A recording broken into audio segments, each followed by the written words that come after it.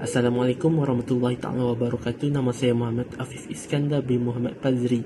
Nombor metrik saya 2024678156. Hari ini saya akan membentangkan pengenalan dan latar belakang akhlak dalam Islam. Akhlak merupakan asas penting dalam Islam kerana ia membentuk peribadi seseorang dan menjadi panduan dalam kehidupan seharian. Akhlak yang baik bukan sahaja memberi manfaat kepada diri sendiri, malah kepada keluarga dan masyarakat. Pertama sekali, maksud akhlak dari sudut bahasa dan istilah. Dari sudut bahasa, akhlak berasal dari perkataan Arab khuluq yang bermaksud tabiat, perangai atau budi pekerti. Manakala dari sudut istilah, akhlak ialah sifat yang tertanam dalam jiwa seseorang melakukan sesuatu perbuatan secara mudah dan spontan tanpa perlu dipaksa. Kedua, kedudukan akhlak dalam Islam. Akhlak merupakan antara tujuan utama ajaran Islam. Rasulullah SAW bersabda, baginda diutuskan untuk menyempurnakan akhlak yang mulia. Oleh itu, Islam bukan hanya menilai seseorang melalui ibadahnya, tetapi juga melalui akhlak dan cara dia melayan orang lain. Ketiga, hubungan akhlak dan iman dan ibadah. Akhlak yang baik lahir dari iman yang kuat. Ibadah seperti solat, puasa, zakat bukan sekadar untuk memenuhi kewajipan, tetapi juga bertujuan untuk membentuk akhlak yang mulia. Rasulullah SAW juga menyatakan, mukmin yang paling sempurna imannya ialah mereka yang paling baik akhlaknya. Keempat, kepentingan akhlak dalam kehidupan manusia. Akhlak membentuk insan yang akhlak mulia, mengeratkan hubungan sesama manusia, memberikan ketenangan dalam kehidupan dan menyumbangkan kepada keamanan serta kemajuan masyarakat dan negara. Sebagai kesimpulan, akhlak merupakan tunjang kepada pembentukan insan yang beriman dan masyarakat yang harmoni. Oleh itu, bagi setiap Muslim perlulah sentiasa berusaha memperbaiki akhlak agar kehidupan menjadi lebih diberkati dan di dunia dan di akhirat. Sekian, terima kasih. Okey, seterusnya saya akan menerangkan konsep definisi dan ruang lingkup akhlak menurut perspektif Islam. Pertamanya, definisi akhlak menurut Islam.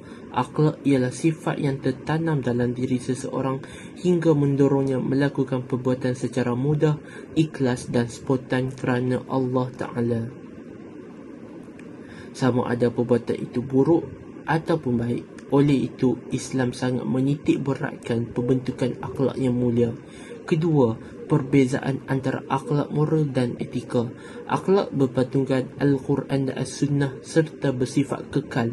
Moral pula berdasarkan nilai dan kepercayaan masyarakat yang boleh berubah mengikut masa dan tempat. Manakala etika lebih menekankan prinsip dan peraturan dalam sesuatu bidang ataupun profesion.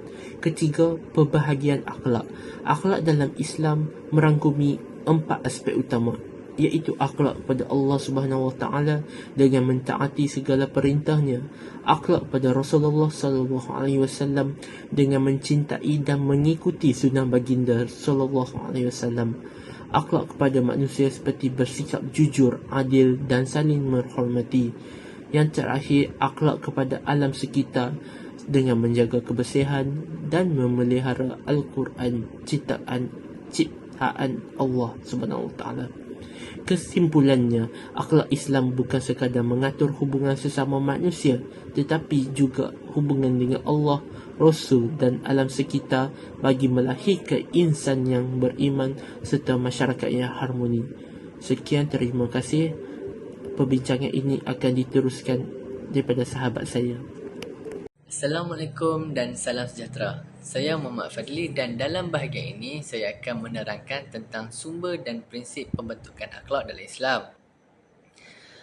Akhlak dalam Islam dibentuk berasaskan wahyu Allah Subhanahu Wa Taala iaitu Al-Quran dan As-Sunnah.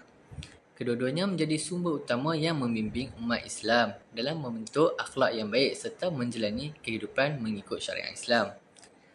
Selain itu, pembentukan akhlak juga berpandukan beberapa prinsip penting. Prinsip yang pertama ialah Al-Quran sebagai petunjuk utama bagi setiap Muslim. Seterusnya ialah As-Sunnah. iaitu contoh teladan baginda Rasulullah SAW dalam setiap perkataan dan perbuatan. Prinsip yang berikutnya ialah ijma', iaitu persetujuan para ulama dalam menentukan sesuatu hukum dan qiyas, iaitu kaedah menetapkan hukum baharu berdasarkan persamaan dengan hukum yang sedia ada. Di samping itu, akhlak Islam turut berasaskan prinsip tauhid, iaitu meyakini bahawa Allah Subhanahu Wa Taala sentiasa melihat setiap perbuatan manusia. Akhir sekali ialah konsep ihsan, iaitu melakukan ibadah dan amalan dengan penuh keikhlasan seolah-olah melihat Allah Subhanahu Wa Taala, dan jika tidak mampu, yakinlah bahawa Allah Subhanahu Wa Taala sentiasa melihat kita. Bagi melahirkan akhlak yang mulia, seseorang perlu juga sentiasa berpandukan wahyu, menuntut ilmu, beristiqamah, melakukan kebaikan serta berada dalam persekitaran yang positif. Seterusnya, kita lihat matlamat pembentukan akhlak menurut syariat Islam. Matlamat yang pertama ialah melahirkan insan yang bertakwa, iaitu individu yang sentiasa melaksanakan perintah Allah Subhanahu Wa Taala dan menjauhi segala larangannya. Yang kedua ialah membentuk kepribadian Muslim yang mempunyai sifat mulia seperti amanah, jujur, sabar, berdisiplin dan bertanggungjawab dalam kehidupan seharian. Matlamat yang ketiga ialah mencapai keredaan Allah Subhanahu Wa Taala.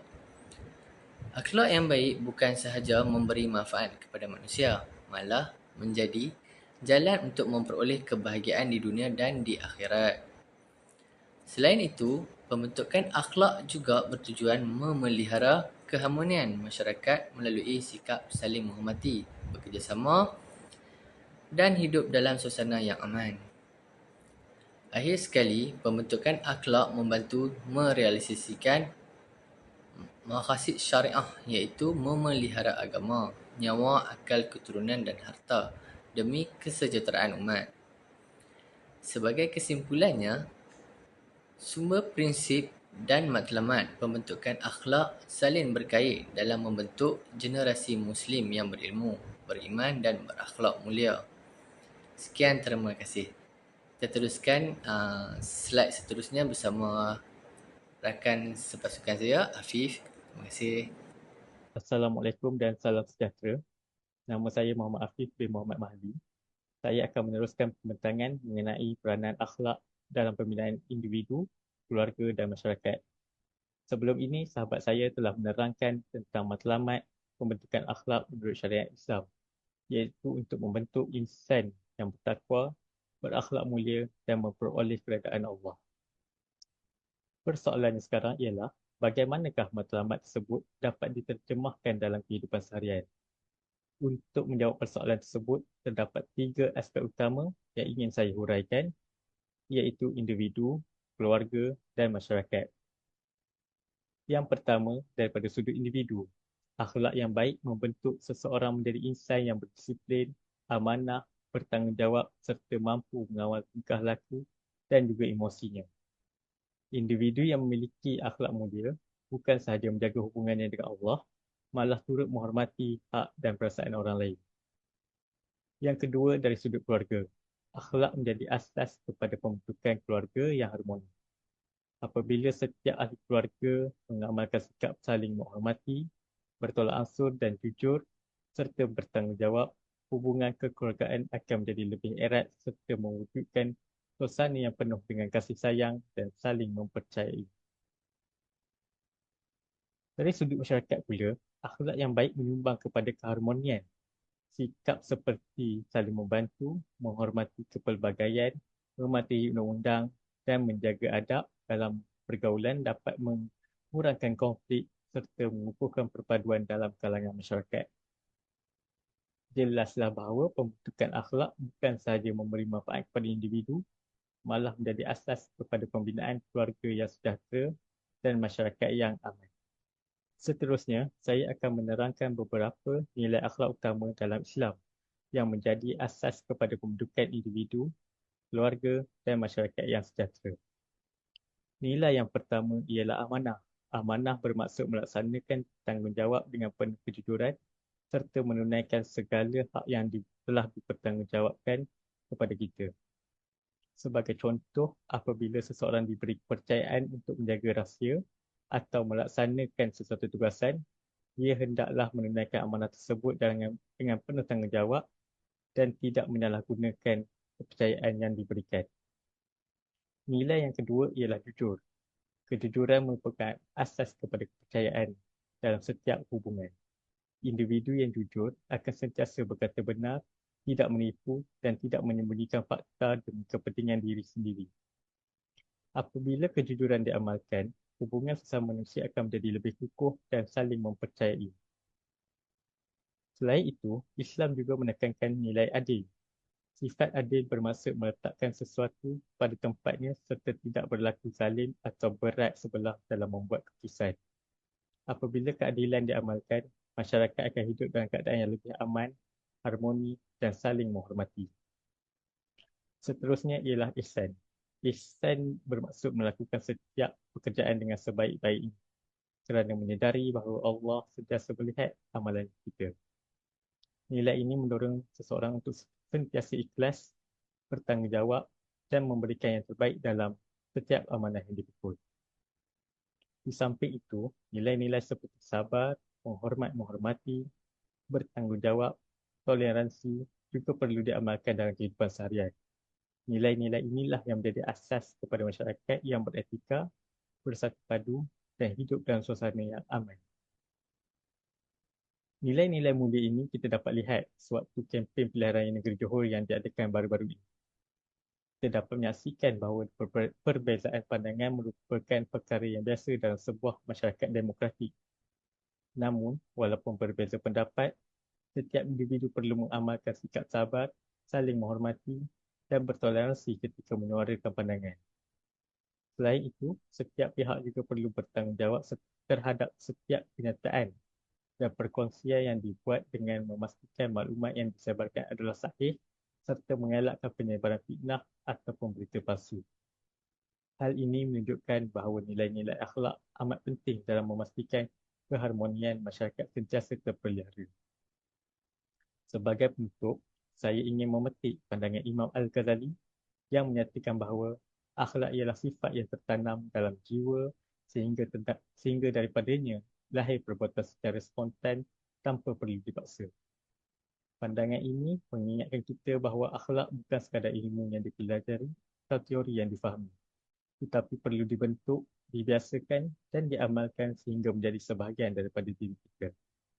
Sekian daripada saya akhiri penyampaian saya di sini.